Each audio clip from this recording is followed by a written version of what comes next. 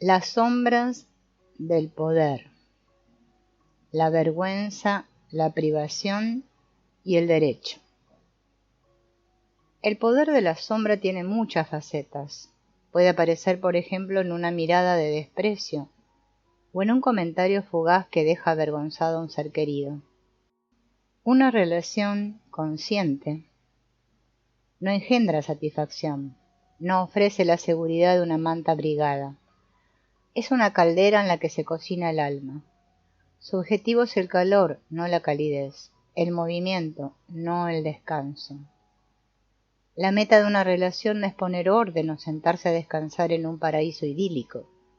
Su intención es compartir el misterio de la evolución y evocar la evolución a través de enfrentamientos con la sombra. En este contexto, cualquier relación que produzca amor, sanación y conciencia puede considerarse exitosa, incluso cuando no dure más de un par de salidas. Si uno de los dos individuos que están saliendo identifica a otro personaje de la sombra y se despierta la conciencia de la sombra, es posible que en la relación siguiente no repita un viejo modelo. Y esa nueva cualidad de la conciencia puede ayudarlo a crear una intimidad más satisfactoria en otra relación que inicien.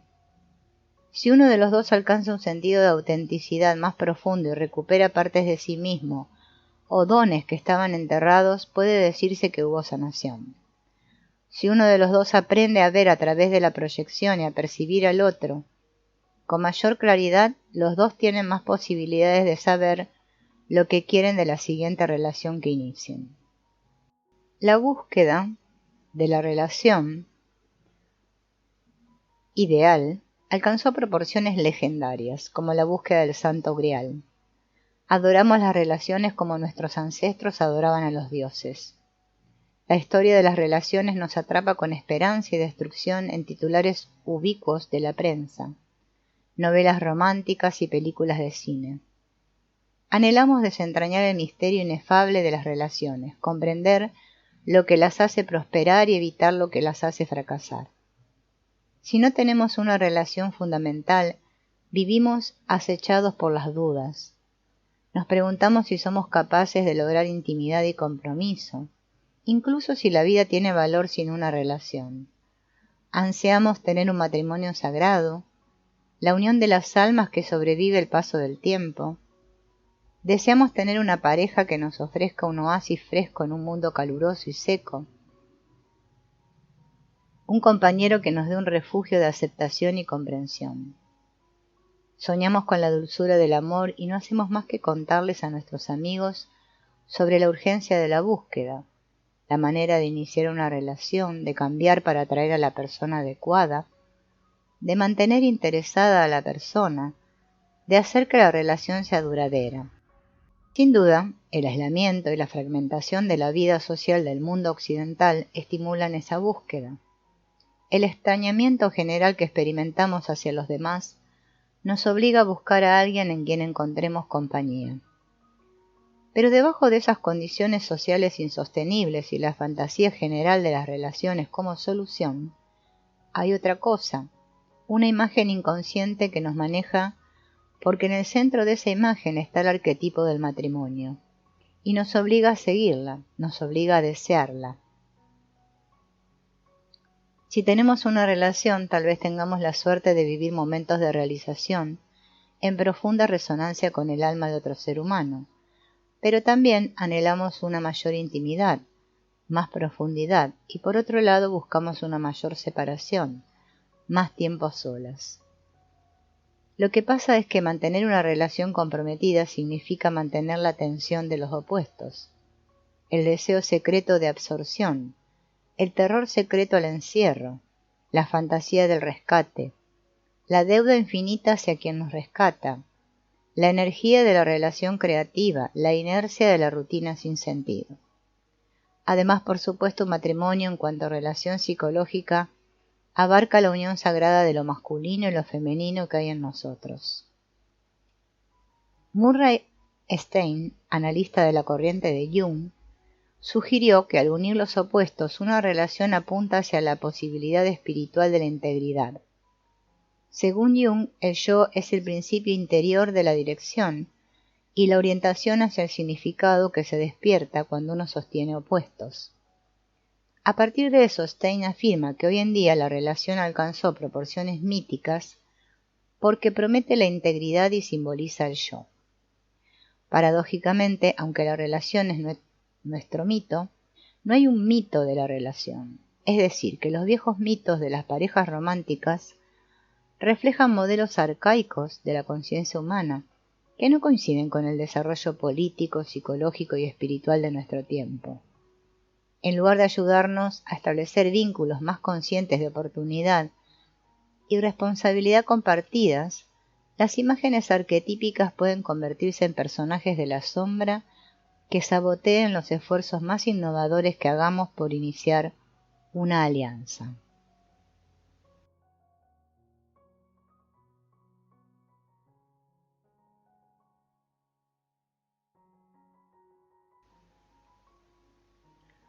Por ejemplo, los griegos no tienen historias de dos individuos que contribuyan mutuamente a incrementar el bienestar y la creatividad de una familia y que tengan las habilidades para resolver conflictos y profundizar la intimidad que comparten. Vemos en cambio matrimonios que evolucionan de viejas culturas sobre las diosas y forman los modelos patriarcales de Zeus y Hera.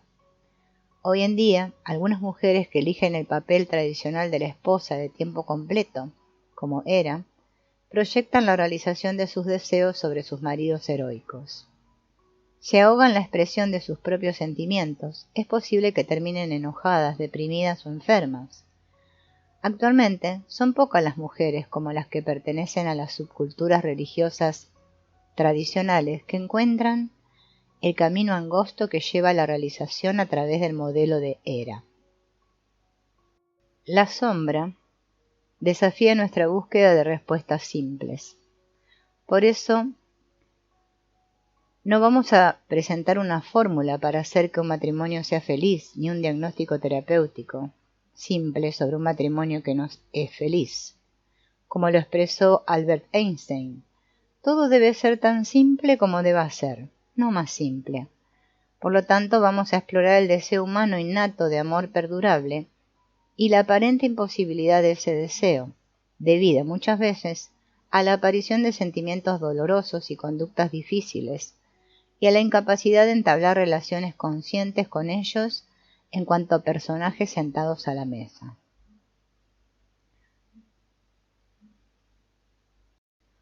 Durante el periodo de las citas y el romance, dos individuos se conocen y se produce una reacción química entre ellos, en la que se superponen las partes que le falta a cada uno, y se arma una pelea de sombras entre los personajes internos de los dos.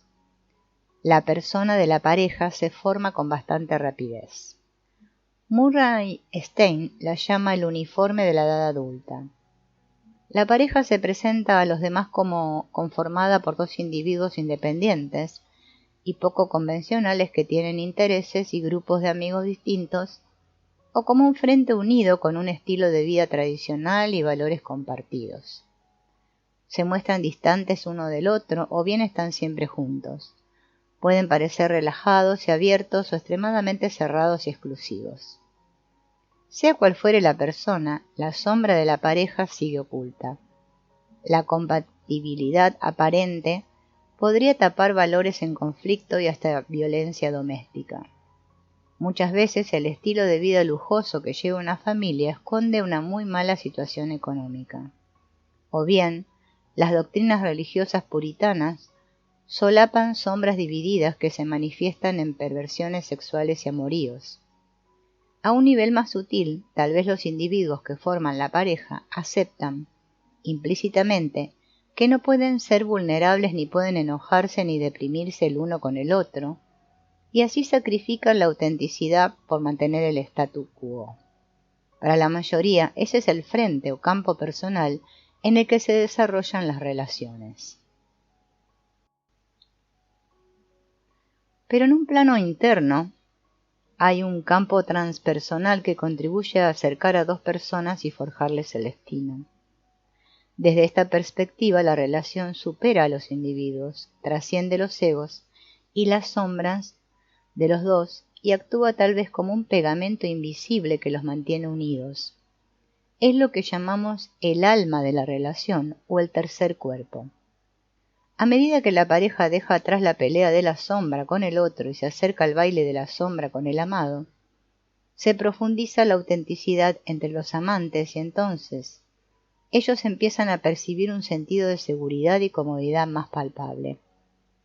Hay quienes se imaginan ese sentido como un almohadón muy grande y mullido en el que pueden descansar, o un recipiente dúctil dentro del que crece la relación. Muchas parejas que toman conciencia de la presencia de un tercer cuerpo, otra entidad distinta que es más grande que los dos individuos por separado. Cuando aparece, la pareja experimenta una mayor confianza y es capaz de arriesgarse a una mayor vulnerabilidad y autenticidad porque están unidos como en una misma alma. En general se tiene un sentido intuitivo del tercer cuerpo y su función de continente en la vida de la pareja como una unidad. Tiene una textura y un sabor diferente para cada pareja, dulce, sedante, cálido y flojo, o bien fresco y reparador como una manta protectora.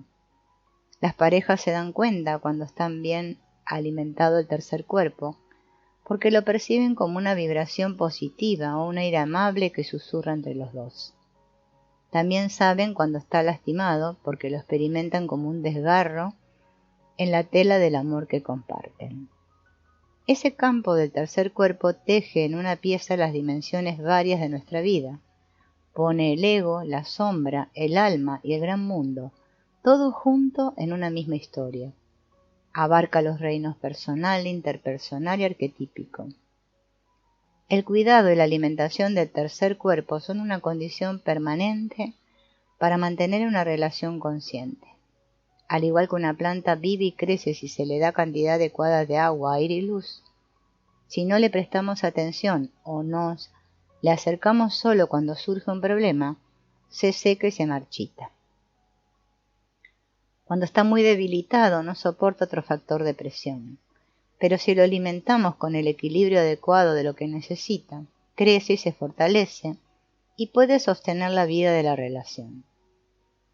Cuando aparece la sombra y se sienten traicionados, en lugar de echarse la culpa o sobreprotegerse como padres e hijos, deben adoptar otra actitud, honrar y alimentar ese gran campo o plano que es la relación. De esa manera, como lo expresa Robert Bly, se hace la promesa de amar y alimentar a ese cuerpo, ese alguien cuya presencia sentimos pero no vemos. Generalmente, estas etapas del desarrollo de la relación, desde el vínculo en las citas a través de la proyección romántica, hasta el encuentro auténtico de las almas y el surgimiento del tercer cuerpo, pasan desapercibidas. Por eso quizás se hace un compromiso externo para casarse durante las primeras 2 etapas de la relación, antes de haber destapado la propia sombra, haber aceptado los personajes de la sombra del otro, o haber tomado conciencia de que el proceso de la relación incluye crisis de compromiso, sin excepciones. Sin embargo, sin conciencia de la sombra, no hay compromiso interior, solo un casamiento de personas. Sin saberlo, los individuos sostienen la máscara del otro y se quedan en el lugar. Cuando las vueltas de la montaña rusa les provocan mucho sufrimiento, se sienten indefensos y se desilusionan. Se dan cuenta de que no hay pasaje de vuelta. En última instancia, el divorcio parece la única salida. Normalmente el matrimonio de persona deriva en una proyección dividida, en la que uno de los cónyuges porta las cualidades del otro. Entonces se percibe el otro cónyuge, el complicado, como el del problema. Es demasiado emocionable, demasiado distante, demasiado dependiente, demasiado independiente, y el santo, que no hace ningún mal, ofrece soluciones comprensivas desde lo alto. Si el individuo se casa bajo la influencia de una proyección romántica, la sombra se manifiesta en momentos inesperados, en conductas de alejamiento, estados de ánimo cambiantes, palabras crueles, violencia física, amoríos clandestinos o enfermedades graves que provocan la sensación de haber caído en desgracia. Con un berrinche que surge de su inocencia, el individuo desea que acudan poderes mágicos a defenderlo del mal. Protesta con amargura por las promesas rotas que se habían hecho en el contrato original de persona. Se pasa noches enteras en vela, tiene ataques de ansiedad o depresión, sufre de adicción a la comida o a las drogas, de dolores de cabeza u otros síntomas de tensión psicosomática. Pero la suerte dio un giro. Cuando los procesos de la sombra y la persona se encuentran, como dos líneas paralelas que convergen en cierto punto, se puede alzar los brazos, salir por la puerta o detenerse y oír la invitación del tercer cuerpo al trabajo con la sombra. Así puede descubrirse que inevitablemente se produce un proceso de desarrollo y que es posible dar el primer paso en el baile de la sombra, iniciar un romance con las proyecciones. En primer lugar, hay que dejar de culpar al otro y empezar a evaluar lo que aporta cada uno al modelo tan doloroso. Esta clase de autoexamen debe darse cuando uno está solo en la oscuridad. La sensación es la de estar viajando a través de un túnel, en un lugar montañoso con otro túnel paralelo del otro lado de la pared.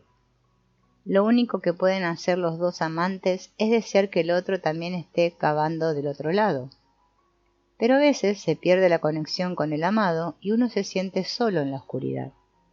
Hay que esperar a que después de que los dos hagan el trabajo de cavar a través de la montaña, haya un reencuentro del otro lado y se reavive el amor.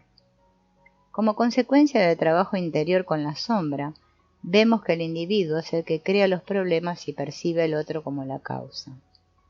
Cuando se sacan las proyecciones, el santo descubre su propio complicado y el individuo al que se consideraba el complicado descubre su propia integridad. La víctima se despierta a su propio tirano, el tirano destapa su propio miedo a la indefensión y a la falta de control. El que buscaba una fusión se da cuenta de que tiene un sentido de separación.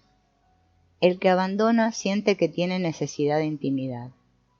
De esa manera, el individuo inicia un romance con las proyecciones de su sombra y en algún momento llega a reconocer al amado en el otro, la naturaleza auténtica del otro sin ningún tinte por parte de él, e incorpora los aspectos que le pertenecen a su tesoro, descubre al otro en sí mismo donde estuvo desde un principio. De a poco, al honrar el vínculo que está tanto dentro suyo como entre él y su pareja, el tercer cuerpo, se encuentra el alma en los complejos. Por eso sostenemos que el trabajo con la sombra es trabajo con el alma. El francés y el turco, el arte de la comunicación consciente. Un matrimonio fue a terapia, confundido y azorado, uno con el otro. Abe y Stephanie. Abe le dijo a Stephanie: ayer estaba tan enojado que trataba de insultarte a propósito. Estaba harto, me estaba por poner vengativo, y tú hiciste algo que hacía mucho tiempo que no hacías. Te me sentaste en el regazo y me abrazaste. El hombre estaba sentado mirando a su mujer muy confundido y asombrado. ¿Cómo pudiste hacer algo así? No entiendo. Stephanie le contestó: estabas diciéndome tu verdad, algo que sentías realmente en ese momento, y en ese momento simplemente te amé. Me acerqué porque te amé por tu honestidad, aunque estuvieras enojado. Ella no estaba prestando atención a las palabras que él decía ni a lo que le provocaban a ella en la mente, el francés. Estaba percibiendo el trasfondo emocional invisible del lenguaje, la autenticidad de las palabras que él emitía y lo que le provocaban al corazón y al cuerpo de ella, el turco.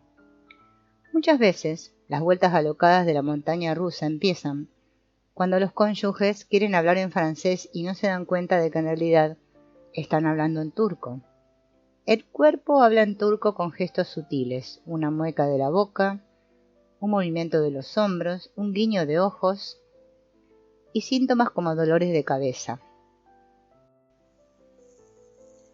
La voz se expresa en turco, con la entonación de las frases que comunican sarcasmo, condescendencia o descreimiento. Hasta los estados de ánimo se expresan en turco. La depresión manda un mensaje de enojo y el que lo recibe siente que como si se le asfixiara el espíritu de vida. De hecho, el turco es el idioma de la sombra, tiene significados ocultos e impacto corporal. Las palabras dulces dichas en turco pueden parecer autoritarias, las palabras amables pueden expresar condena, las palabras inteligentes insatisfacción.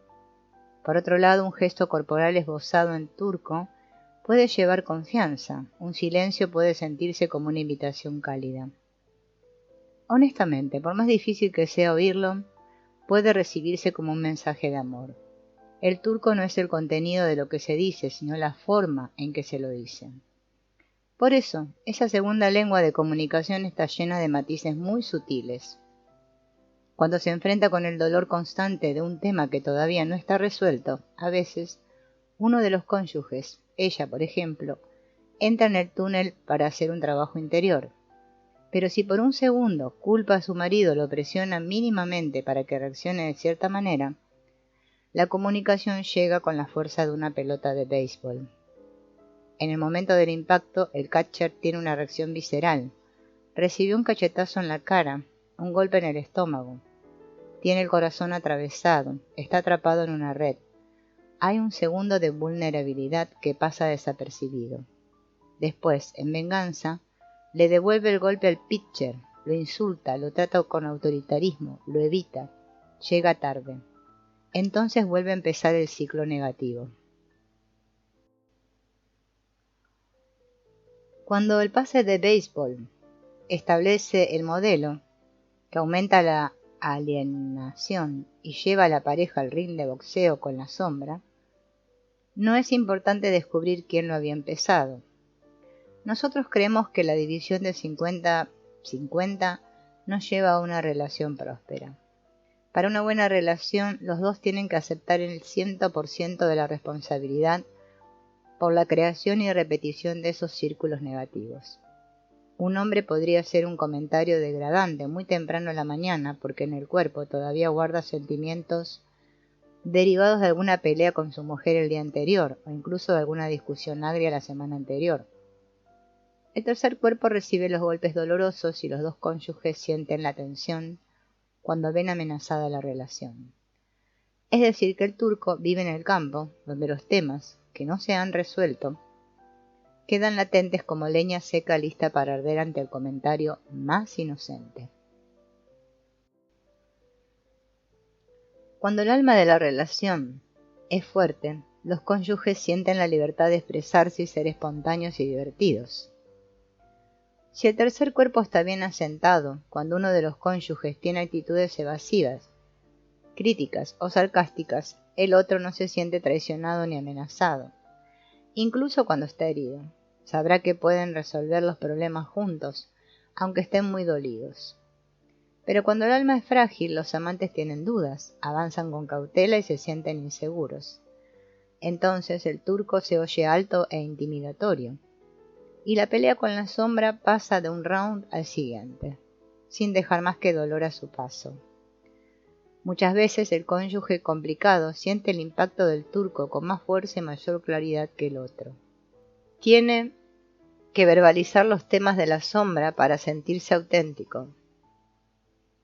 Generalmente se siente herido, criticado o avergonzado por su pareja.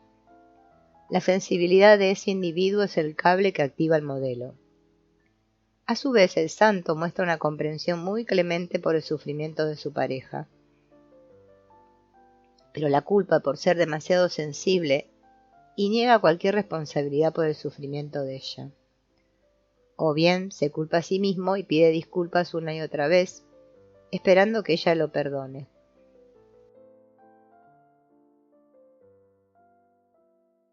Las siguientes son algunas sugerencias más desarrolladas en una guía para el trabajo con la sombra, para dejar de pelear con la sombra y empezar a bailar con ella. Recuerda que nadie tiene toda la razón y está totalmente equivocado. Los dos tienen experiencias y puntos de vista propios y tienen derecho a que el otro lo escuche y lo comprenda.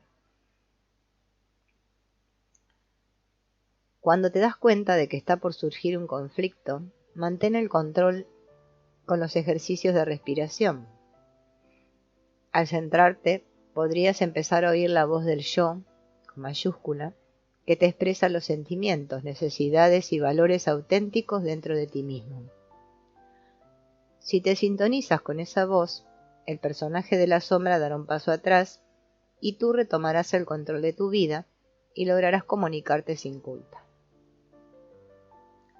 Identifica las primeras señales que marcan el comienzo de un conflicto, las sensaciones físicas y las manifestaciones emocionales que acompañan al personaje de la sombra y activan su participación en la pelea con la sombra. Hazte una imagen de ese personaje, escucha las palabras y frases repetitivas que emite. Si el conflicto aumenta y escuchas la campana que marca el inicio del round siguiente, pide un tiempo de descanso. Recuerda que nunca pasa nada positivo durante el conflicto, siempre termina con un ataque doloroso o una evasión. Por eso, tómate un segundo para cerrar los ojos y tomar aire.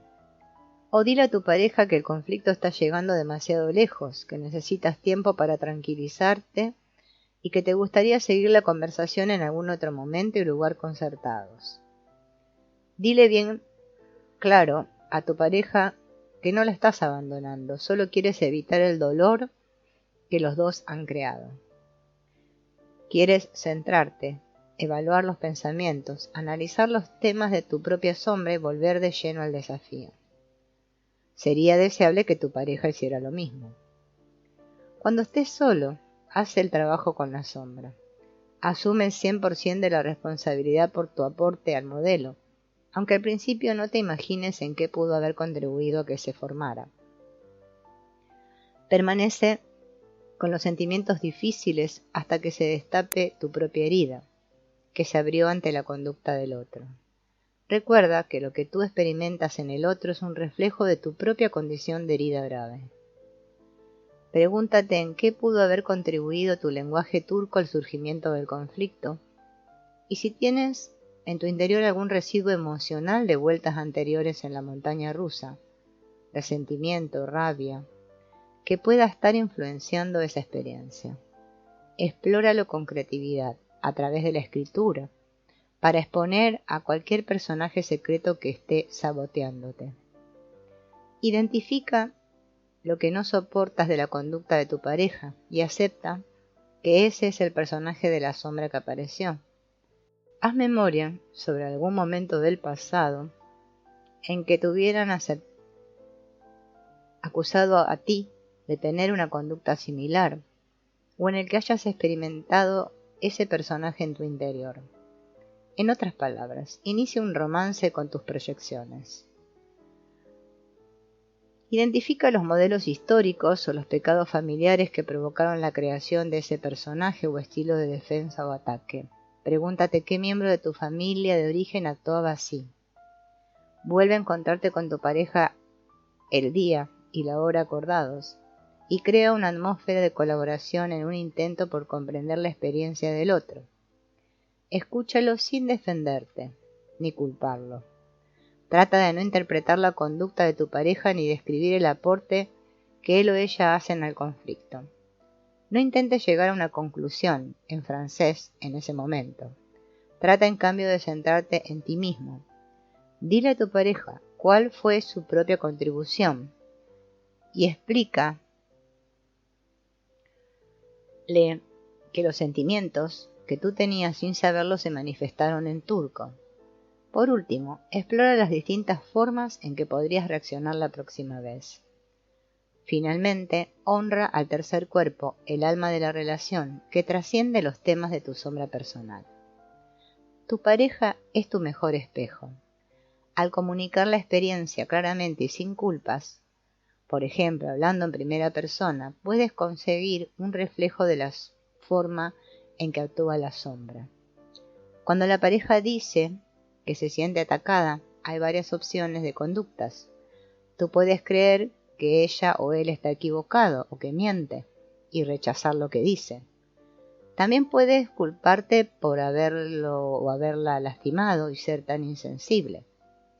O bien tratar de reconocer con humildad el aporte que hizo tu sombra al conflicto y tratar de asumir la responsabilidad de romper el modelo para que no siga perjudicando a esa relación y a la generación siguiente. Como le dijo un hombre a su amante, el modelo que me provoca sentirme atacado ya se había formado antes de que empezara esta relación, pero puedo hacer que se acabe a partir de ahora. Con paciencia y un amante que comparta la responsabilidad del trabajo con la sombra, tú encontrarás el oro en el mensaje oculto del personaje de la sombra. Una mayor capacidad para lograr directamente lo que la sombra intenta conseguir de manera indirecta. Va a llegar un momento en el que el baile con la sombra los llevará al diálogo con el alma. Los cónyuges ya no estarán en guardia por las proyecciones y la culpa para anticiparse a la crítica y la condena. Al contrario, las palabras que digan serán para calmarse y curarse mutuamente. Van a ir directamente a tocar el alma del amado y van a sentirse conocidos y escuchados.